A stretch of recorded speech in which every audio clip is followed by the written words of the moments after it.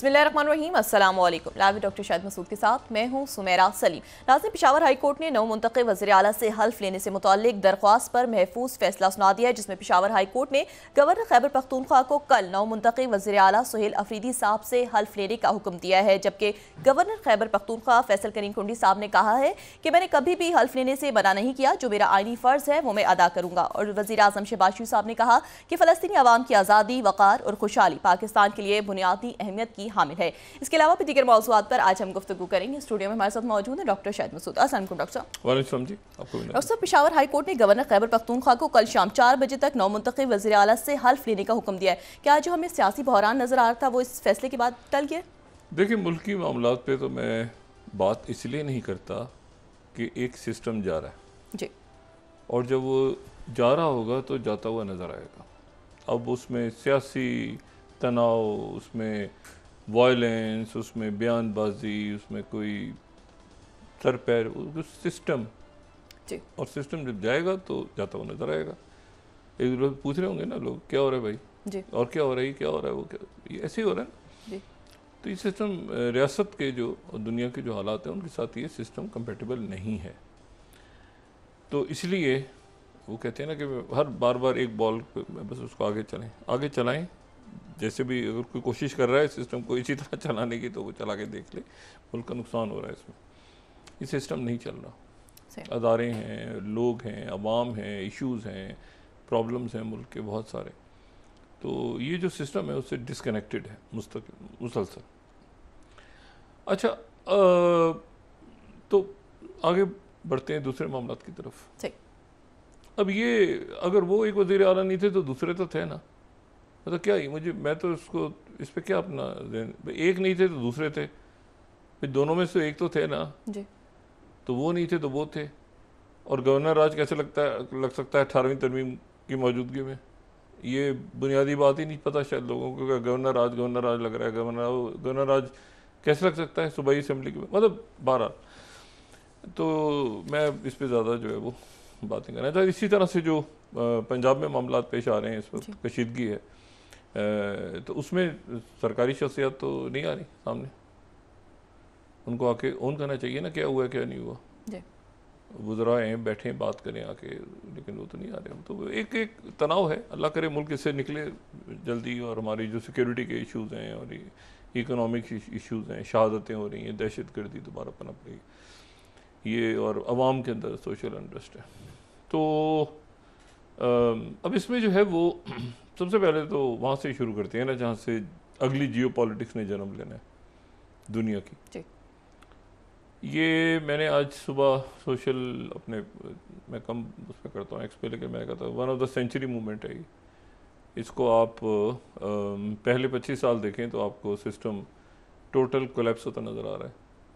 Quarter century हो गई 2025, और ये रुबा सदी जो है, इसको अगर आप पिछली सदी में जो एक ऑर्डर गिर के अगला ऑर्डर बना था वो 50 साल लगे थे, उसमें 45 साल तो लगे ही थे कम से कम। पहली जंग अजीम से भी पहले आप चले जाएं तो जो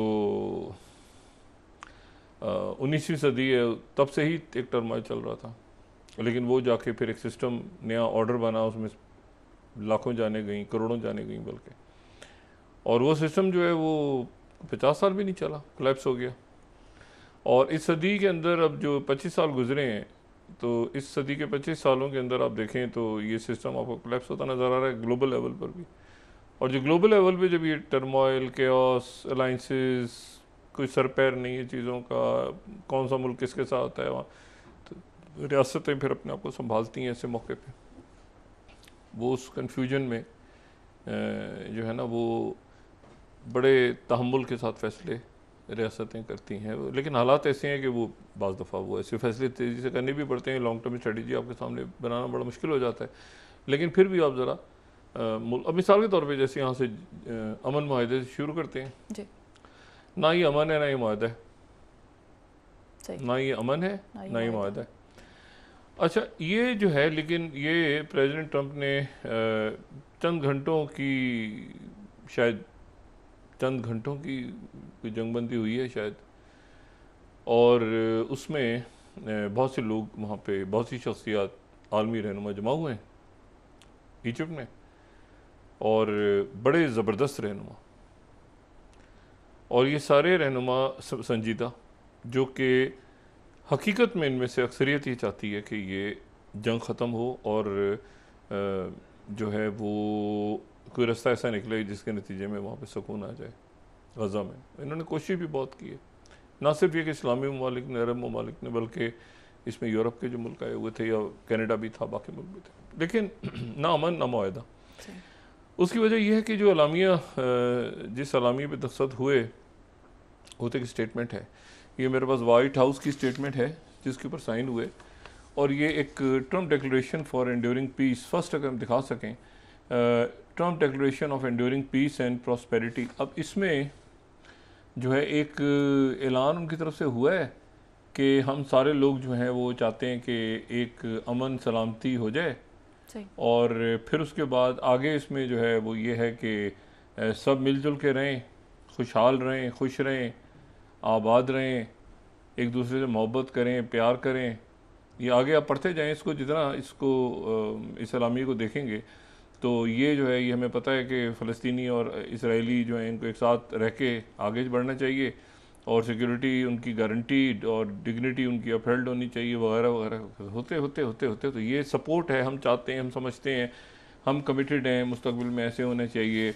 2 सालों में बहुत बुरा हुआ, एक कॉम्प्रिहेंसिव पीस प्लान की तरफ हमें बढ़ना होगा, वो क्या है किसी को नहीं पता, और एक शेयर्ड प्रॉस्पेरिटी होनी चाहिए रीजन में, और ये सारा होना चाहिए, और बहुत अच्छा है ये। तो फिर हमें आगे बढ़ना चाहिए, फिर इसको आप अगर पढ़ते जाएं तो बस बहुत अच्छा है, और हम वेलकम करते हैं एक comprehensive and durable peace arrangement को गज़ा स्ट्रिप में। अच्छा, सिर्फ इसमें जो एक अजब सी बात है वो गज़ा का जिक्र है, फ़लस्तीन का जिक्र नहीं है। इसमें गज़ा का जिक्र है, इसमें फ़लस्तीनी रियासत का जिक्र भी नहीं है, ना फ़लस्तीन का जिक्र है, ना यरूशलेम का जिक्र, कुछ है ही नहीं, फ़लस्तीनी रियासत का जिक्र नहीं है, peace arrangement in Gaza Strip. और फिर उसके बाद ये जो है ये इसराइल, जिसकी वजह से इसराइल और उसके पड़ोसियों के ताल्लुकात ठीक हो जाए, और बिल्डिंग वहाँ पे हो, लेगेसी हो, ये हो, वो हो, फलां हो, डिमाकना हो, फ्यूचर जनरेशन वहाँ पे पीस में रह सकें, ये सारा हो, अच्छा आगे चलें। तो इसमें तो मुझे, और प्रेसिडेंट ट्रंप ने साइन किए हैं, प्रेसिडेंट सीसी ने साइन किए हैं, और इसमें जो है वो कतर के अमीर ने किए हैं, और इसमें प्रेसिडेंट ऑफ तुर्किया ने किए हैं। लेकिन इससे आपको जाहिर ही हो रहा है कि वो सब इकट्ठे नहीं हैं जी। जो प्रेसिडेंट ट्रंप सोच रहे हैं वो प्रेसिडेंट सीसी नहीं सोच रहे, जो प्रेसिडेंट सीसी सोच रहे हैं वो अमीर कतर नहीं सोच रहे। तो इस वक्त उन्होंने एक मरहला आगे की तरफ बढ़ाया है कि ये कम से कम एक स्टेप है जिसके नतीजे में शायद कोई हालात बेहतरी की तरफ जाएं। सही। लेकिन हालात बेहतरी की तरफ जाने क्या थे, वो हालात मज़ीद अब उलझ गए। उसकी वजह यह है कि प्रेसिडेंट ट्रंप जो हैं वो, उन्होंने जब वो वापस जा रहे थे शर्म शेख से, तो उन्होंने रास्ते में मीडिया से बात की, और मीडिया से उन्होंने बात करते हुए कहा कि अभी हम देखेंगे कि एक स्टेट, 1 स्टेट सोल्यूशन होना चाहिए या 2 स्टेट सोल्यूशन होना चाहिए। न्यूयॉर्क पोस्ट को मैं कोट कर रहा हूँ, 8th। अभी हमें देखना है कि 1 स्टेट होना चाहिए या 2 स्टेट होना चाहिए, ठीक है। तो यानी वो at some point I will decide, मैं फैसला करूंगा किसी मरहले पे कि 1 स्टेट होनी चाहिए या 2 स्टेट्स होनी चाहिए, ये फैसला मैं करूंगा। अच्छा, तो ये जो है ये यकीनन ये वो बात है जो कि Saudi Arabia, Türkiye, Qatar, Europe के ममालिक 160 के करीब मुल्कों ने जो करारदाद मंजूर की है अक़वाम मुत्तहिदा में, वो 2 रियासती हल के लिए की है, और बड़ी मुश्किल से लोगों को लाया गया, बेशुमार लोगों को, जो कि ये रिवर टू सी की बात करते थे, ख़ासतौर पे हमास के लोग, ये कि आप 2 रियासत पे जाएं, तो 2 रियासत पे कायल हुए। अब प्रेसिडेंट ट्रंप कह रहे हैं इस मरले पे कि मैं डिसाइड करूंगा कि 1 स्टेट होनी चाहिए या 2 स्टेट होनी चाहिए। अच्छा, तो 1 स्टेट कौन सी होनी चाहिए? इसराइल को तो वो मतलब इंडोर्स कर गए, तो ये एक मसला अपनी जगह खड़ा हो गया उनकी स्टेटमेंट के बाद। और दूसरा जो मामला यहाँ पे खड़ा हुआ कि ये जो स्पेन के जो प्राइम मिनिस्टर हैं, जो कल मौजूद थे वहाँ पे, पेड्रोस शांगेज, तो उन्होंने ये कहा कि कोई मुआहदा हो नहीं सकता जब तक कि गज़ा के कत्लेआम पे माफ़ी दी जाए। अब ये स्पेन के प्राइम मिनिस्टर का स्टेटमेंट है, मैं अल अरबिया कोट कर रहा हूँ, 4th। उन्होंने ये कहा कि trust doesn't mean impunity for Gaza genocide. ये जंगबंदी का मतलब ये थोड़ी कि जो गज़ा में जिसने कत्लेआम किया उसको आप माफ़ी दे दें। कैसे माफ़ी दे सकते हैं आप उसको? तो जराइम में उसको आपको खड़ा करना होगा। टाइम्स ऑफ इसराइल ने भी इसको कोट किया है। Fifth, Spain prime minister says कि ceasefire does not mean immunity for Israeli genocide in गज़ा।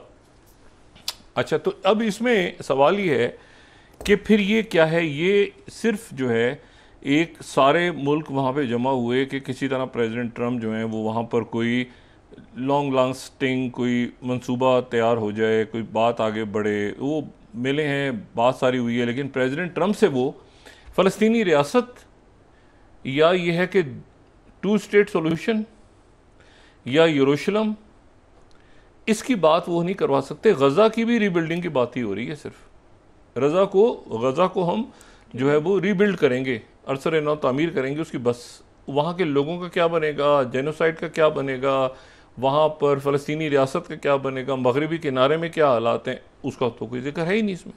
तो कैसा अमन और कैसा मुआहदा? अब जनाब ये हुआ है कि पिछले जो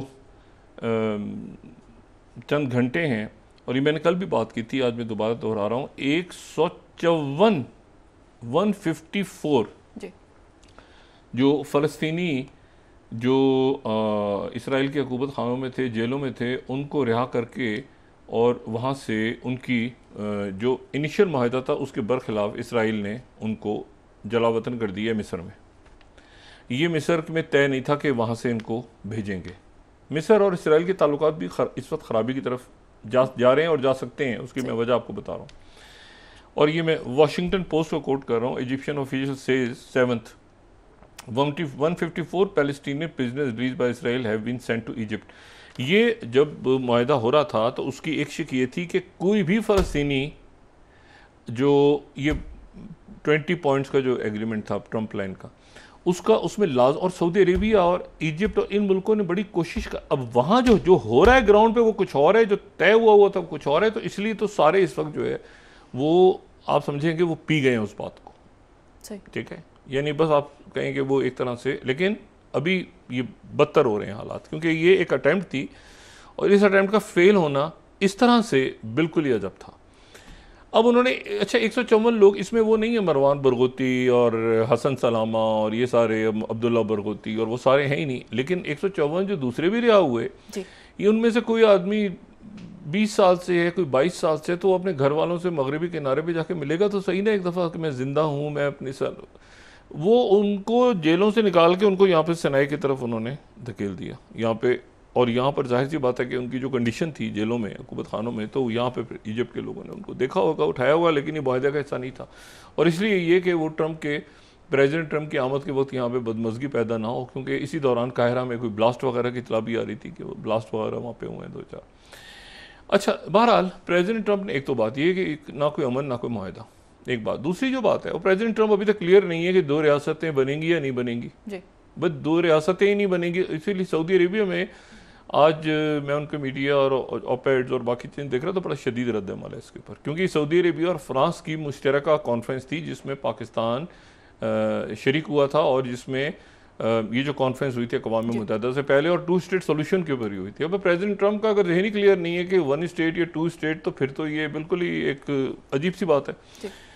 तो उसके बाद दूसरी जो बात है वो ये है कि तो प्रेसिडेंट ट्रम्प ने ये जो बात की है, ये इस बात को जो है वो बहुत ज़्यादा मेरा ख्याल है कि इसका एक रद्द-ए-अमल जो है वो बहुत ज़्यादा आ रहा है सामने। और आज फिर दूसरा जो वाक़या हुआ है वो ये हुआ है कि जो बेन गवीर है, उनका जो राइट विंग का वज़ीर है, उसने फिर दोबारा वो मस्जिद अक़सा में दाखिल हो गया।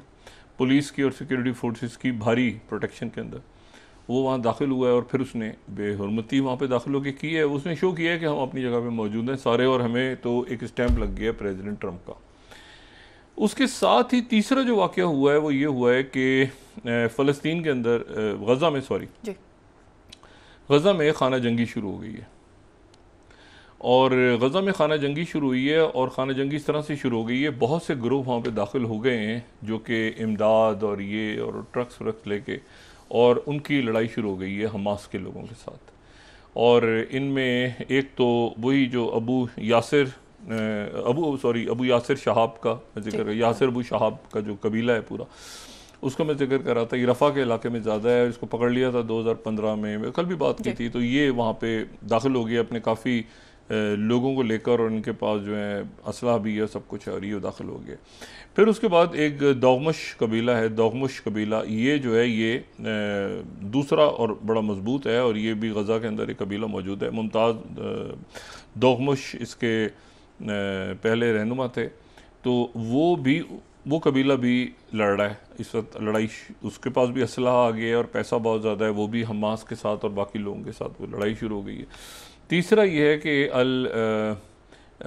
मजाहिदा कबीला है वहाँ पे, ये अल मजाहिदा कबीला खान यूनुस में ज़्यादा है, और इनके पास भी अचानक जदीद तरीन असला आ गया और जदीद तरीन इनके पास इंटेल आ रही है, और ये जनाब हमास के लोगों से वहाँ पे कत्लेआम शुरू हो गया। वही कह रहे हैं कि जी अंदर जो है इस वक्त जो है ये गज़ा के अंदर पावर स्ट्रगल शुरू हो गई है। ये मीडिया जो बयान कर रहा है वो ये कि पावर स्ट्रगल शुरू हो गई है। पावर स्ट्रगल क्या शुरू होनी थी, वो ये है कि वो चूँकि ट्रक्स में और बाकी इमदाद में वो दाखिल हुए हैं लोग सारे, तो वो और कुछ उसमें ऐसे जो कैदी रहा हुए हैं, जो मैंने कल भी कहा था कि जो बसेस में से लोग उतरे हैं, वो बहुत से लोग उसमें से वो हैं जो कि शायद गज़ा में लोगों ने कहा कि ये तो हमारे थे ही नहीं, या ये हमारे थे तो ये तो इनकी तो असले के साथ उतर रहे हैं, तो कैदी नहीं थे। मतलब वहाँ पर अजीब एक क्योटिक एक क्योस है, आप यूँ समझ लें कि वहाँ पे एक क्योस है इस वक्त। और फिर उसके बाद रमी हेलिस एक और कबीला है, रमी हेलिस, और ये जो है ये भी वहाँ पर कुछ अर्से पहले ये जो लोग हैं इनके ये भी ज़ाहिर इसराइल के साथ कर रहे थे कॉपरेट, तो ये आपस में वहाँ पे फ़लस्तीनी लड़ पड़े हैं। अच्छा, अब इसमें हुआ ये है कि वो इस पूरी लड़ाई में चूँकि वो बाकियात अभी वापस नहीं हुई, क्योंकि उधर से कैदी रिहा नहीं हुए थे, तो इधर से बाकियात वापस नहीं हुई थी, तो इधर से 28 बाकियात वापस होनी थी ना, 20 तो जिंदा कैदी जो थे यकमाली रिहा हो गए थे, बाकी रह गए थे 28 में से 4 उन्होंने रिहा किए, और 4 को रिहा करने के बाद उन्होंने ये कहा कि जब तक आप हमारे कैदी उधर से रिहा नहीं करेंगे तो इधर से हम आपकी बाकियात, और हमें तो ढूंढनी है। यहाँ तो फायरिंग शुरू, गोलियाँ शुरू हो गई हैं, जो लोग कैदी बन के रिहा होकर वापस आए हैं उनके पास तो असला है, वो तो लड़ाई शुरू हो गई अंदर। तो उसके नतीजे में ये हुआ है कि इसराइल ने कहा है कि अगर कल तक सारी 28 की 28 बाकियात ना वापस हुई तो ये माहिदा हमारी तरफ से ख़त्म हो जाएगा, 72 घंटे का टाइम ख़त्म हो जाएगा, और हम दोबारा इस माहिदे को तोड़ के और हम गज़ा के ऊपर जो है दोबारा जहरीत का आगाज़ कर देंगे। उधर से वही कह रहे हैं, क्योंकि वो जो हमास के लोग हैं वो बाकियात ढूंढने जा रहे हैं, तो साथ ही उनके ऊपर गोलियाँ चला रहे हैं मुख्तलिफ लोग। उसके नतीजे में ये हुआ है कि कोई इतलाई आ रही है कि कोई 26-27 लोगों को पकड़ के उन्होंने, हमास के लोगों ने तो वहाँ पे मार दिए। गद्दारी का शक था जिनके पास असला वगैरह था, लेकिन ये तादाद ज़्यादा है। तो इस वक्त खाना जंगी की फ़ज़ा है वहाँ पे हमास के गज़ा के अंदर। और गज़ा का थोड़ा सा इलाका है, 5 लोग उनको फ़लस्तीनियों ने गोली मार दी है, और गोली इसलिए मारी है, 5 फ़लस्तीनियों को इसराइली फ़ौज ने गोली मार दी है, और इसराइली फ़ौज ने इसलिए गोली मारी है कि वो जो येलो लाइन दरमियान में है वो उसके पास गुजर रहे थे कहीं थे, तो इसराइल ने कहा कि ये, इसराइली फ़ौजियों ने कहा कि ये दहशत गर्द हैं, उनको 5 गोली मार दी। वो उनको पता ही नहीं था कि ये यहाँ तक येलो लाइन है। वो आए थे और आके वो वहाँ पे जा रहे थे, दूर कहीं थे। तो अब उनके बारे में इतला ये है कि ये जो पीछे से लोग रिहा होकर आए हैं, इन्होंने मोबरी के 5 बंदे वहाँ से इसराइल की फ़ौज ने वो शूट कर दी। और साथ ही रफ़ा क्रॉसिंग वो कह रहे हैं कि कल से हम सारी इमदाद वगैरह बंद कर देंगे अगर हमारे लोग रिहा नहीं हुए। ठीक है, हमारे लोग अगर रिहा नहीं हुए तो हम इसको कल से बंद कर देंगे। 29th मैं कोट कर रहा हूँ, file to keep Rafah crossing close, restrict Gaza aid until Hamas returns bodies और रिमेनिंग होस्टेजेस। ये 29th, ठीक है। तो ये वहाँ पर अब एक ऐसी सूरत हाल है जिसमें एक मामला बड़ा बिगड़ता जा रहा है। और मैं यहाँ पे TRT वर्ल्ड को कोट कर रहा हूँ, तुर्क जो बड़ा ग्रुप है 15th, Israel far right minister Ben Gvir storms Al Aqsa mosque again under heavy police protection. अब मुझे बताएं कि कौन सा अमन और कौन सा मुआहदा, तो ये तो हालात बिगाड़ की तरफ चले गए हैं। अच्छा, इसमें जो है फिर एक और मामला ये है कि जो वहाँ पर जो प्रेसिडेंट अर्दोगन का जो स्टैंड है, प्रेसिडेंट अर्दोगन का और अमीर कतर, इन लोगों का बड़ा वाज़ेह मौक़िफ़ है। सऊदी अरेबिया क्या बुलाता है इतनी बड़ी कॉन्फ्रेंस दो रियासती हल पे, तो और सारी दुनिया उसमें शरीक हुई है। अब इशू ये सारा कि जो प्रेसिडेंट ट्रंप हैं वो उसमें उन्होंने ये बात कह के कि एक तो उसमें नहीं, एलामी में लिखा हुआ, ज़ाहिर एलामी में ये कि कोशिश करेंगे साहब को आगे करेंगे, लेकिन ये कि वो कहीं तो बात आगे बढ़ती, लेकिन एक इसमें मामला जो है वो ये है कि वो स्टीव विटकॉफ, क्योंकि हमास के लोग ये कह रहे हैं कि भाई हमें तो गारंटी स्टीव विटकॉफ और जैरेड कुशनर ने दी थी। स्टीव विटकॉफ जब मिले उस दिन, जो खबरें भी आई, स्टीव विटकॉफ जो कल भी हमने डिस्कस किया था कि एक होटल के अंदर, वो 4 सीजन होटल के अंदर शर्म शेख में इनकी मुलाकात हुई और स्टीव विटकॉफ की और खलील हया की, तो उस मुलाकात की मज़ीद डिटेल्स ही आ रही हैं, जैरेड कुशनर भी साथ थे। तो उसमें डिस्कस ये हो रहा है कि जनाब उसमें खलील हया के जो साहबजादे हैं वो अभी शहीद हुए हैं, जो कतर में अटैक हुआ था।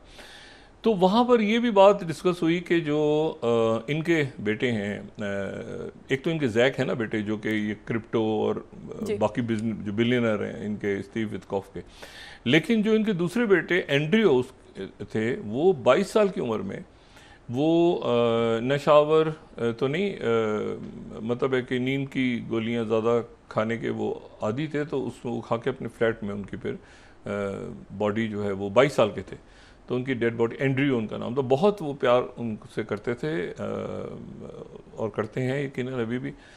तो इनके स्टीव विटकॉफ के बेटे की डेथ हो गई थी 2011 में, उस वक्त वो 22 साल के थे। तो जब ये खलील हया के साथ बैठे थे तो वहाँ पर वो जब उनके बेटे से ताज़ियत कर रहे थे तो स्टीव विटकॉफ ने अपने बेटे का भी जिक्र किया। और एलन अलेक्जेंडर को जब जो अमेरिकन एक रह गया था पीछे, जिसको स्टीव विटकॉफ छुड़ाने गए थे, तो उसको फिर उन्होंने जो गिफ्ट किया था वो अपने बेटे का, वो जो एंड्रियो विटकॉफ का एक हार या एक उसकी निशानी जो थी वो उसको गिफ्ट भी की थी स्टीव विटकॉफ ने। अब स्टीव विटकॉफ और जैरेड कुशनर उनके साथ, और ये इनका कहना ये है, हमास के लोगों का अब भी कहना ये है कि हमारा जो राब्ता है वो स्टीव विटकॉफ और इन लोगों के साथ है, और ना सिर्फ हम इनके साथ बैठे हैं बल्कि वहाँ पे तुर्क, कतर और इजिप्ट के आला हुकाम भी मौजूद थे उस जगह जहाँ ये सारी बातें तय पा गई थी। और जिसके बाद प्रेसिडेंट ट्रंप को मैसेज गया था मार्को रूबियो को कि वो सब आएँ और यहाँ पे करें, लेकिन बाद में जो कुछ हो रहा है वो कुछ और हो रहा है। इजिप्ट की क़यादत भी इसको देख रही है ख़ास अंदाज में, क्योंकि अगर रफ़ा क्रॉसिंग कल से बंद होती है तो फिर तो लाइनें कतार की कतार लग जाएगी। अभी इतला आ रही है कि इजिप्ट के कुछ लोग अंदर दाखिल हुए हैं और वो उन बॉडीज़ को तलाश कर रहे हैं, लेकिन सवाल ये है कि वो बॉडीज़ को तलाश करना, वो बॉडीज़ उनको वापस हो जाएंगी तो ये मसले का हल तो नहीं है। हल तो ये है कि कॉम्प्रिहेंसिव प्लान सामने आना चाहिए था जिसमें एक 2 रियासती हल की तरफ बढ़ना था सबने, जो कि असल में ट्रंप प्लान भी था, और जो सऊदी अरेबिया और फ्रांस के दरमियान जो अक़वाम मुत्तहिदा में जो मंजूर हुई थी फ़लस्तीनी रियासत, अगर ये तय नहीं है कि फ़लस्तीनी रियासत में होना है कि नहीं होना, तो फिर तो ये सारा मामला जो है ये बिल्कुल ही किसी अजब तरफ चला जाएगा ना। फिर तो ये मामला उस तरह चलेगा ही नहीं जिस तरह से दुनिया समझ रही है सारी। नेतन्याहू को अभी अर्दोगन ने कहा है कि ये ज़रा सा अगर पीस एग्रीमेंट ऊपर नीचे करते हो, अब दोबारा शुरू करते हो, तो टर्की रिस्पॉन्ड करेगा बहुत सख्त वे में। लेकिन उससे ज़्यादा बड़ी जो अभी मैसेज पहुंचा है तल अवीव में, वो पहुंचा है हुतीस की तरफ से। उन्होंने कहा हमारी फाइनल वार्निंग है, ये आखिरी वार्निंग है, इसमें हम फरीक नहीं है कहीं, और हम किसी माहदे के पाबंद भी नहीं है। ये ध्यान में रखना कि ये यहाँ पर अब फ़लस्तीनियों का कत्लेआम शुरू होता है, वो अंदर खाना जंगी जो भी कुछ हो रही है हमारे निशाने के ऊपर इसराइल है, शहर है मुख्तलिफ। तो ये एक बहुत ही एक टर्बुलेंट से हालात हैं इसमें। वो तो प्रेसिडेंट ट्रंप आए और आके चले गए, लेकिन पीछे जो मामला अब छिड़े हुए हैं इस वक्त वो इतने ज़्यादा एक अजीब व गरीब मामलात हैं कि उन मामलात में, अच्छा फिर इन्होंने रिस्पॉन्ड किया आगे से, जो ईरान के वज़ीर ख़ारजा हैं उन्होंने बड़ा तवील एक पैगाम डाला है एक्स पे, क्योंकि एक तो वो ये कह रहे हैं कि भाई ये बड़ी शदीद वहाँ पर, अच्छा ईरान ये कह रहा है कि हमें इसराइल की पार्लियामेंट में क्यों डिस्कस किए, और इसराइल के अंदर इंतहा पसंद कह रहे हैं कि हमारी पार्लियामेंट में ईरान को डिस्कस करके आपने ये क्यों कहा है कि भाई ईरान को की तरफ मैं एक पेशकश करता हूँ अमन की, ये हमारी पार्लियामेंट में क्यों कहा। तो ईरान, अच्छा इधर इन्होंने जो अब्बास अरगची हैं इन्होंने एक बड़ा तवील मैसेज डाला है एक्स पे। लेकिन उसमें एक इंटरेस्टिंग बात ये है कि उन्होंने प्रेसिडेंट ट्रंप से कहा है कि ये या प्रेसिडेंट ऑफ वॉर हो सकते हैं या प्रेसिडेंट ऑफ पीस हो सकते हैं, एक ही वक्त में आप दो कैसे प्रेसिडेंट हो सकते हैं आप, या प्रेसिडेंट ऑफ वॉर हैं या प्रेसिडेंट ऑफ पीस हैं, ये बताते हैं कि आप कौन हैं। तो ये एक ऐसी सूरत हाल में डेवलप है जिसमें ये मामला जो है ये मज़ीद जो है ये आप समझें कि ये मामला यानी बजाय इसके कि किसी बेहतरी की तरफ जाता, ये मामला मज़ीद बिगड़ गया है और मज़ीद बिगड़ गया है। और उसमें जो प्रेसिडेंट ट्रंप हैं वो अगर एक रात गुजारते, 2 दिन गुजारते, 3 दिन गुजारते, यहाँ पे एक कॉम्प्रिहेंसिव प्लान बना के सारे रहनुमाओं के साथ बैठते, 1-1 घंटा सबके साथ 2-2 घंटे वक्त गुजारते। लेकिन ये है कि वो सारा चूँकि तारीफ और ये आगे पीछे दाएं उसमें सारा महफिल ही उसमें गुजर गई, तो वो जो फ़लस्तीन का मामला था वो अपनी जगह रुक गया। और अब चूँकि रुक गया वो सारा मामला और ना मुआहदा हो सका ना पीस हो सका, तो अब सारे ममालिक ये देख रहे हैं कि व्हाट नेक्स्ट, क्योंकि ये मौका तो वापस दोबारा नहीं आएगा कि प्रेसिडेंट ट्रंप को लाया जाएगा और वो इसराइल भी जाएंगे और इधर भी जाएंगे और फिर वो गज़ा को कहेंगे मैंने तो सिर्फ एक रीबिल्ड करना है। अच्छा, वो भी पहुंच गया था वहाँ टोनी ब्लेयर। अब टोनी ब्लेयर वहाँ पहुंचा और केयर स्टीमर को नहीं पता था कि टोनी ब्लेयर आ रहा है। अब ये कमाल की बरतानिया के जो वज़ीर आज़म है उनको ये था कि मैं यहाँ पे मतलब बरतानिया इंडोर्स करेगा ना टोनी ब्लेयर को, तो टोनी ब्लेयर वहाँ पहुँचे हुए थे और टोनी ब्लेयर सबसे मिल रहे थे। तो टोनी ब्लेयर जो है वो वहाँ पहुँचे हुए थे और वो हर एक से मिल रहे हैं कि भाई अब लोग भी उनसे मिल रहे हैं कि यार ये पता नहीं शायद ये अगले बोर्ड का मेंबर है या क्या है। और केयर स्टीमर वहाँ पर बरतानिया के वज़ीर आज़म उन्होंने तो इंडोर्स भी नहीं किया, उन्होंने गुफ्तगू की तो नज़रअंदाज किया टोनी ब्लेयर को। जी ब्रेक के बाद डिस्कस करते हैं। जी नाज़रीन वापस आते हैं छोटे से ब्रेक के बाद।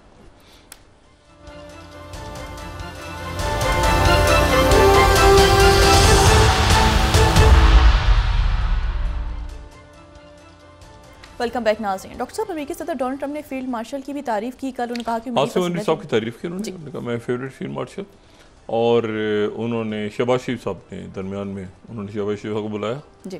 शहबाज शरीफ साहब ने बड़ी खूब उसमें तकरीर की। उन्होंने ये जो पाकिस्तान और हिंदुस्तान के दरमियान जो जंग रुकवाई है प्रेसिडेंट ट्रंप ने उनका खास जिक्र किया।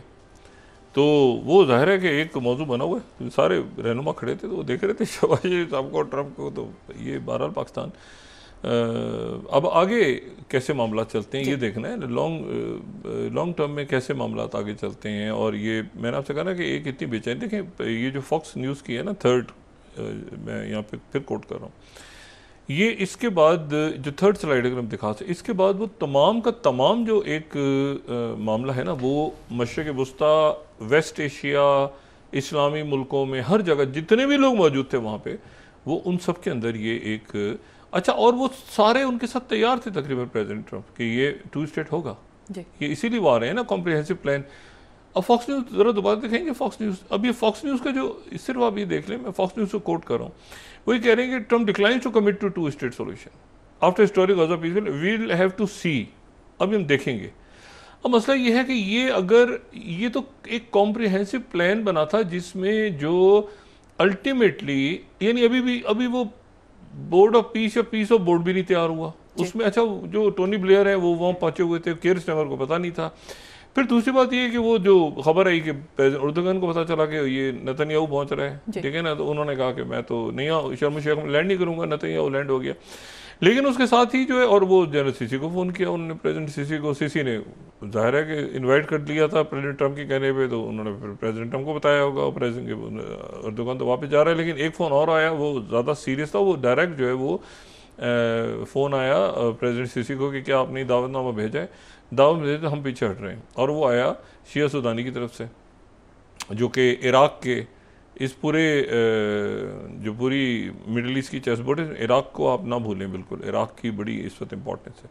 तो इराक़ के की आज जो उनका सरकारी मीडिया है उसकी तरफ से ये ख़बर जारी हुई बाकायदा, इराक़ी न्यूज़ एजेंसी 11th कि prime minister informs Egypt US of withdrawal from शर्म शेख, ठीक है। अमेरिका को भी बता दिया, इजिप्ट को बता दिया अगर नेतन्याहू अटेंड करता है वहाँ पे। तो ये तैयब उर्दुगान ने तो कहा कि मेरा जहाज़ वहाँ लैंड नहीं करेगा, और साथ ही इराक़ की तरफ से भी आया। ये दोनों, ये बड़ी इंपॉर्टेंट बात है कि इराक़ की तरफ से भी आया। अब ये है कि वो वहाँ पर जो है वो वो ये भी नहीं तय हो सका। महमूद अब्बास जो है उनसे बड़ी अच्छी उनकी बातचीत हुई, लंबी बातचीत हुई, लेकिन वो टोनी ब्लेयर जो कि क्लेम कर रहे हैं कि मैंने महमूद अब्बास को बुलाया, महमूद अब्बास अपने वो डिस्टेंस कर रहे हैं टोनी ब्लेयर से। टोनी वो कह रहे हैं कि नहीं, मैं तो हुसैन शेख से मिला था, फ़लस्तीनी अथॉरिटी के। उधर जो भतीजे हैं यासिर अरफात के, वो भी कई साल बाद लैंड हो गए हैं अचानक, फ़लस्तीनी अथॉरिटी को मैंने ठीक करना है आके। वो जो मरवान बरगूती और बाकी सारे लोग पीछे रह गए, जो निकल के रहा हुए वो जलावतन हो गए। तो ये इस वक्त एक अच्छा खासा केओस है। खुरान जंगी जो हो रही है ना, इसको बदकिस्मती के साथ एक ऐसा रंग दिया जा रहा है जैसे वहाँ पे पावर स्ट्रगल हो रही है। पावर स्ट्रगल से ज़्यादा ये जो लोग अंदर घुसे हैं ना, ये आपस में असला लेके और ये वहाँ पे मार रहे हैं और कत्लेआम कर रहे हैं। और इसमें जो है अब देखना ये है कि ये मामलात अब किस तरह से किस तरफ ये जाते हैं मामलात। अच्छा, इसी पूरी पिक्चर में लेकिन ये है कि इसमें जो सबसे ज़्यादा जो मेरा ख्याल है कि ये वो फेज़ है जिसमें ये मुल्क सारे ये देख रहे हैं, क्योंकि उनके मुल्कों ने अपने वो आखिर में अपने अवाम को जवाब दिए, ठीक है ना, अपने अवाम को जवाब दें। ये सऊदी अरेबिया और फ्रांस ने पूरी दुनिया को कायल किया था इसके ऊपर, पूरी कॉन्फ्रेंसेस। टू स्टेट ये करना होता तो ये तो जंगबंदी कौन सा इशू था। तो इसमें इतनी सारी शहादतें, फिर जेनोसाइड का जिक्र, स्पेन के प्राइम मिनिस्टर को बात करनी पड़ी आज के जेनोसाइड के ऊपर जो है। और ये जो है तो इसमें कुछ भी नहीं है। गज़ा की रिकन्स्ट्रक्शन से अलावा तो उसमें फ़लस्तीन का नाम ही नहीं है, उसमें यरूशलेम का नाम ही नहीं है, टू स्टेट का नाम ही नहीं है। तो ये जो है ये मामला अब ख़राबी की तरफ जाएगा। किस तरफ जाएगा वो आने वाले दिनों में देखना है। लेकिन इसी दौरान जो है वो प्रेसिडेंट ट्रंप ने एक और साहब को बुला लिया इसी हफ्ते, गैर मुतवक्को तौर पे उनको बुला लिया कि आप आ जाएं मेरे पास जुमे के दिन, यानी 17 अक्टूबर को आप आ जाएं, और आपके साथ मैं बैठ के ये तय करूंगा कि मैंने आपको टोमाहाउक के मिसाइल देने कि नहीं देने। और वो है ज़ेलेंस्की दोबारा जा रहे हैं और उनको ज़ेलेंस्की की, यानी वो कह रहे हैं कि अभी जंग जो है शायद वो पुतिन को समझाना मुश्किल है, तो पुतिन अभी स्टीव वित्कोफ जो है वो एक कोशिश कर लें 2-3 दिनों में, वरना ये है कि मैं टोमाहाउक देने के लिए उनको फ्राइडे को उन्होंने ज़ेलेंस्की को बुला लिया अचानक अभी, और ज़ेलेंस्की यहाँ से जा रहे हैं और टोमाहाउक लेने जा रहे हैं। लेकिन उसके साथ ही जो उनके जो सेक्रेटरी कॉमर्स है, उन्होंने ये जो 100% चाइना पे टैरिफ लगे हैं और ये सारा हुआ है मामला, और फिर उसके बाद ये था कि वो रेयर अर्थ मिनरल्स के ऊपर बड़ी सख्त पाबंदियां चाइना ने आयद की हैं कि वो सवाल ही पैदा नहीं होता कि वो निकले बाहर, और किसी भी तरह से चाइना का जो रेयर अर्थ मिनरल्स हैं वो आगे नहीं जाएंगे, अमेरिका तक नहीं जाएंगे, ठीक है ना। उन्होंने बड़े सख्त असूल बनाए। उन्होंने कहा हम इंडिया को भी देंगे तो इंडिया भी इस कंडीशन पे, दुनिया के जिस मुल्क को देंगे वो ये कंडीशन तय करेगा हमारे साथ कि अमेरिका को नहीं देगा, मतलब इस तरह के उन्होंने रूल्स पास किए हैं। उसके ऊपर जो है वो उनके जो स्कॉट बेसेंट हैं, जो सेक्रेटरी उनके जो ट्रेड सेक्रेटरी हैं या जो ट्रेड सेक्रेटरी हैं, उन्होंने कहा कि जी चाइना तो पूरी दुनिया की मीशत को लेकर डूब जाएगा। चाइना ने बड़ा सख्त रिएक्ट किया। उन्होंने कहा कि हम आखिरी लम्हे तक जो है वो अपनी सालमियत के लिए लड़ेंगे। ये ट्रेड के ऊपर जो उनका चाइना का जो रिस्पॉन्स आया है वो बड़ा सख्त रिस्पॉन्स आया है इस बात के जवाब में कि जो बात उनके ऊपर जो इल्ज़ाम लगाया तो बड़ा सख्त चाइना ने जवाब दिया। लेकिन उसके बाद उसके साथ ही इतला आ गई जी। उसके बाद फिर जो थोड़ा सा लहजा धीमा हुआ, अमेरिका का लहजा ज़रा धीमा हुआ, और साथ ही प्रेसिडेंट ट्रंप ने अनवर इब्राहिम को फ़ोन करके उनके वाइट हाउस के अमले ने कन्फर्म कर दिया कि वो 26 तारीख को आसियान के इजलास में शिरकत के लिए आ रहे हैं मलेशिया, ठीक है। यहाँ अनवर इब्राहिम ने ऐलान कर दिया कि भाई आसियान के अंदर वो आ रहे हैं, और यहाँ पे आके वो थाईलैंड और कंबोडिया के दरमियान जो जंग उन्होंने बंद करवाई, दोनों को बिठा के और सारा करेंगे मामला, और आसियान के मुल्कों से बात करेंगे। और उसके साथ ही दूसरी इतला भी आ गई है, और वो ये है कि आसियान समिट के फ़ौरन बाद वो साउथ कोरिया जाके और उनकी शी जिनपिंग के साथ मुलाकात अपनी जगह मौजूद है। अच्छा, अब इस पूरी यानी वहाँ पर हो रही है ना 26 को ये है आसियान, तो वो 31 और पहली को एपेक समिट है। तो वो एपेक समिट में जो अभी तक पहले हम सुनने में आ रहा था वो ये था कि वो एपेक समिट शायद अटेंड ना करें, बल्कि 2 दिन पहले पहुँच जाएं साउथ कोरिया, और वहाँ पहुँच के वो प्रीमियर शी जिनपिंग से मुलाकात करें।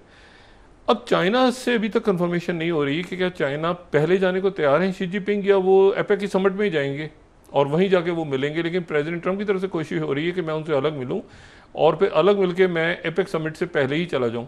तो बहरहाल दोनों तरफ की टीम्स इस वक्त आपस में इंगेज हैं, लेकिन ये बात दोबारा सामने आ गई है कि प्रेसिडेंट ट्रम्प जो है वो आसियान में जा रहे हैं, और ये जो रेयर अर्थ मिनरल्स के ऊपर शदीद तरीन जो कशीदगी हुई है, जिसके बाद चाइना ने बड़ा सख्त रिस्पॉन्ड किया है, बहुत सख्त जवाब आया चाइना का। उन्होंने कहा पूरी दुनिया की मीशत चाइना लेके डूब जाएगा, तो चाइना ने कहा हम अपनी खुद मुख्तारी के लिए आखिरी लिमिट तक लड़ेंगे, ये हम वाज़ेह, मतलब बहुत सख्त जवाब चाइना का किया। उसके बाद एकदम से ये 24 घंटों के अंदर अंदर उधर से उन्होंने कहा कि अभी मुलाकात हमारी तय है, हमने तो मिलना है, देख लेंगे, बात कर लेंगे। तो ये मुलाकात जो है आसियान समिट बड़ी इंपॉर्टेंट होने जा रही है। और उसके साथ ही जो है वो चाइना की तरफ से ये भी बात हुई है कि हम पाकिस्तान और अफगानिस्तान के दरमियान जो मामलात हैं उसको भी हम ठीक करवाने की आपस में 27th Global Times China willing to play constructive role in improving Pakistan Afghanistan ties. Foreign minister ने उनके कहा है कि वो जो हैं ये ताल्लुकात को अब ये जो लेकिन मैं आपसे जो बात कह रहा हूँ ना, देखिए मैं आपसे बात ये कह रहा हूँ कि जैसे ये मैं पहले भी बात कहता रहा हूँ कि ये कोशिश भी आप करें ना, अब इसमें से क्या चीज़, इसमें जो बिट्रियल का एक हिस्ट्री है ना, क्योंकि कतर ने पूरी कोशिश की है, बल्कि एक कतर पे इल्ज़ाम लग गए थे उन्होंने कतर के, और कतर पे अटैक और फिर सारा माँ, और कतर को क्या ज़रूरत है कि कतर दरमियान में है, कई मुल्क तो नहीं है, कतर तो पूरी कोशिश कर रहा है ना कि इसमें दरमियान में आके इस मसले को, उनके अल जज़ीरा के लोग कितने शहीद हुए हैं। इसी तरह से तैयब उर्दुगान, सऊदी अरेबिया ने तो पूरी दुनिया की कॉन्फ्रेंस बुला ली ना एक दिन पहले। अब इशू ये है कि यहाँ पर अगर ये खून बहता रहता है, और प्रेसिडेंट उर्दुगान जिन्होंने कहा हमें जहाज़, और अभी उनका जो बात आई है कि ये मतलब है कि बहुत सख्त मैसेज उनका है, और उनके इंटेलिजेंस चीफ ने कई लोग पकड़े हैं वहाँ पे तुर्की के अंदर। और तो अब ये जो वहाँ पर लेकिन जो खाना जंगी शुरू करवाई, जिसको ये रंग दिया जा रहा है, मैं आपको बताऊँ ये खाना जंगी नहीं है, ये इन्होंने मुख्तलिफ वहाँ पे ग्रुप्स को दाखिल कर दिया है। ये जैसे 30th पे देखो ना, गजा इन टर्मोइल 30th, ये हार्ट्स की, हमास एंड मलेशिया क्लैश में एग्जीक्यूशंस टू, फांसियाँ लगा रहे हैं टू रिस्टोर ऑर्डर, ये नहीं है, ये वो ग्रुप्स हैं जिनको उन्होंने अंदर दाखिल कर दिया। मैंने आपको बताया ना ये 4 कबीले तो हैं जो वहाँ पर वो दाखिल हो गए। और वो अच्छा, इसमें कहीं वेस्ट बैंक गायब है, वेस्ट बैंक से ना कोई पिक्चर्स आ रही हैं, वेस्ट बैंक से ना उन्होंने कोई सेरेमनी होने दी है, ना मिलने दी है किसी को, टोटल यानी जो गज़ा था वो वेस्ट बैंक बना हुआ है, और गज़ा जो है वहाँ खाना जंगी शुरू हो गई है। तो ये मुआहदा भी नहीं हो सका, ये मुआहदा तो नहीं, ये तो एक वो है कि हम ऐसा मुस्तकबिल में करेंगे, अमृतसर आगे बढ़ेंगे, अमन होना चाहिए, शांति होनी चाहिए, लेकिन फ़ौरन ही प्रेसिडेंट ट्रम्प का ये कह देना, और प्रेसिडेंट ट्रम्प जो वहाँ लोग मौजूद हैं वो ये कि प्रेसिडेंट ट्रम्प ने कहा कि मैं प्लान के मुताबिक ही आगे चलूँगा, वो जो 20 रुकनी प्लान है उसको आगे चलूँगा, लेकिन जहाज़ में बैठते उन्होंने कहा कौन सा 2 स्टेट सोल्यूशन। तो ये मेरा ख्याल है कि अब देखना ये है कि ये सारे ममालिक जो मौजूद थे वो क्या करते हैं, और ख़ास तौर पे जो अगर ज़ेलेंस्की को वो टॉमाहॉक देते हैं या चाइना के तरफ वो फिर मुलाकात के लिए जाते हैं। चाइना ने ये कहा कि हम उम्मीद करते हैं कि प्रेसिडेंट ट्रम्प जो हैं वो अपने वादे के ऊपर कायम रहेंगे, और ये कॉम्प्रिहेंसिव प्लान वो कैसे आगे लेके बढ़ रहे हैं, हम उसको खुशामदीद कहते हैं, लेकिन हम देखते हैं कि वो क्या सच्चीज़ के सामने आती है। और हम 2 स्टेट सोल्यूशन पे खड़े हैं, चाइना 2 स्टेट सोल्यूशन पे खड़ा है क्लियर। इसी तरह रशिया का आ गया कि हम 2 स्टेट सोल्यूशन से एक चवन्नी पीछे नहीं हट रहे, लेकिन अब देखना चाह रहे हैं कि प्रेसिडेंट ट्रम्प अपने बटारे में से क्या निकालते हैं। तो प्रेसिडेंट ट्रम्प ने तो जहाज़ में जाके वो 2 स्टेट सोल्यूशन को खारिज कर दिया।